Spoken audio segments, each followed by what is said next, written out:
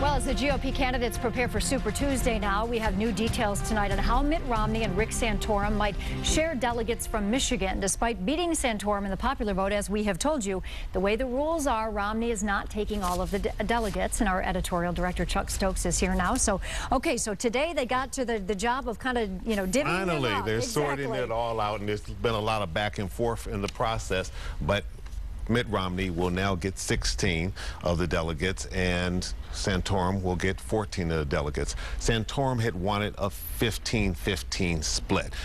They interpret the rules of the GOP committee as awarding those delegates on a proportional basis.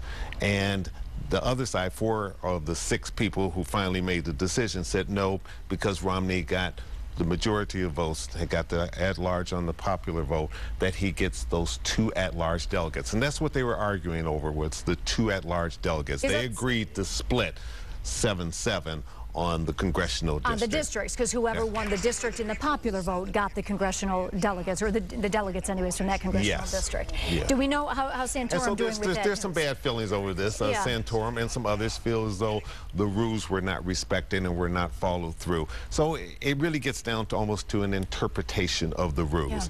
And as you can see, even from the final vote of the 6 people who on the steering committee who finally had to say so, there was a 4-2 split. 4 people in favor of Romney, 2 people in favor of Santorum. So there's a little bad blood, but it's done. I think you kind of have bigger fish to fry, right? When you're talking about needing over 1,000 delegates for the nomination, and you're talking about 2 delegates here, it's not maybe that big of a deal. But they've really got to go on to the other states now and put Michigan behind. And they're going to fight over everything tooth and nail. One of them is trying to get to that magic number of 1,144. That's what you need to be able to clinch everything.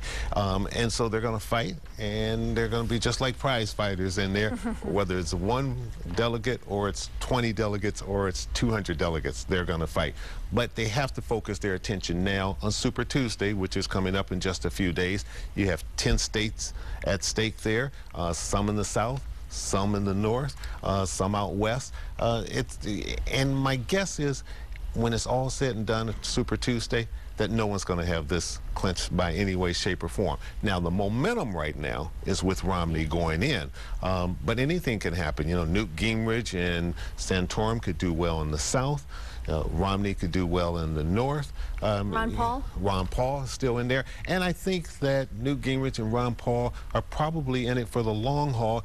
Even if they don't have as many delegates as they're going to need, they'll have enough to be able to stay in the process. And if they can keep the money going, then they can hang on in there, and we just might see a brokered convention. We haven't seen that in a long time, have we? So that'd be interesting. In a long time. It'd be fascinating, especially for those of us in the media and for the country as a whole.